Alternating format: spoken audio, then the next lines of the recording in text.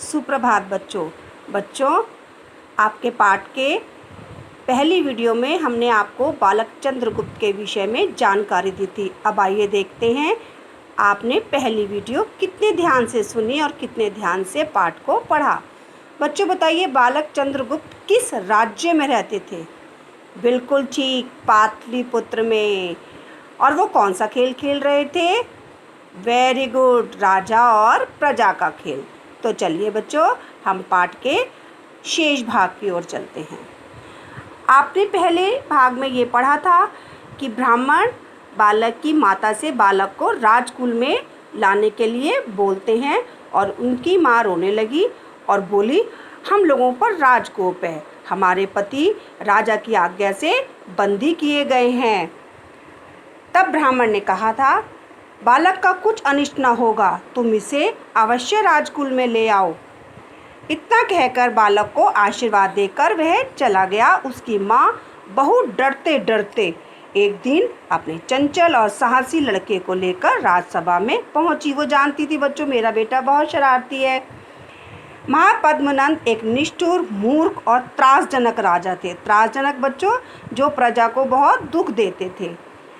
उसकी राजसभा बड़े बड़े चापलूस मूर्खों से बड़ी थी। चापलूस होता है बच्चों, जैसे लोग बटरिंग करते हैं ना, उन्हें चापलूस बोलते हैं हिंदी में।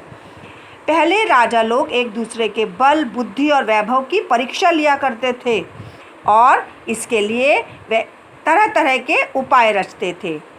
उसी समय जब बालक माँ के साथ राजसभा में पहुँचा, किसी राजा के यहाँ से नंद की राजसभा की बुद्धि का अनुमान करने के लिए लोहे के पिंजरे में मोम का सींग बनाकर भेजा गया था और उसके साथ यह भी कहलवाया गया था कि पिंजरे को खोले बिना ही सींग को निकाल लीजिए। उन्होंने मोम का सींग भेजा बच्चों और ये कहा कि पिंजरे को खोलना नहीं है, आपको ऐसे ही सींग को बाहर निकालना है।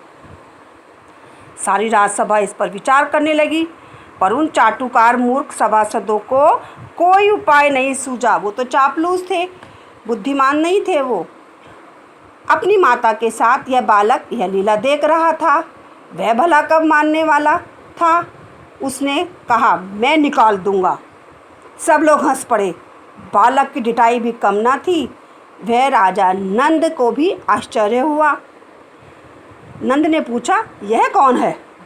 मालूम हुआ राजबंदी मौर्य सेनापति का लड़का है। फिर क्या था? नंद की मूर्खता की अग्नि में एक और आहुति पड़ी। क्रुद्ध होकर बोला, गुस्से से मत बोला बच्चों, यदि इसे ना निकाल सकेगा तो तू भी इस पिंजरे में बंद कर दिया जाएगा। उसकी माता ने देखा, यह विपत्ति कहाँ से आ गई। माता सोचने लगी, मैं तो अच्छी राजमहल में लाई अपने बेटे को। परंतु बालक निर्भीकता मीन्स बिना डर के निर्भीकता से आगे बढ़ा और पिंजरे के पास जाकर उसने भली भांति देखा। फिर लोहे की शलाकाओं को गर्म करके उस सींग को पिघलाकर पिंजरे को खाली कर दिया। बहुत आसान था बच्चों। मोम था, वो गर्म शलाकाओं मीन्स लोहे की सलाखें जो होती हैं, वो लोहे की सलाखों से पिघल गया सींग और पिंजरे से बाहर आ गया। सब लोग चकित रह गए। राजा ने पूछा, तुम्हारा नाम क्या है? उसने कहा, चंद्रगुप्त। फिर राजा ने प्रसन्न होकर उसे तक्षशिला के विश्वविद्यालय में पढ़ने के लिए भेजा।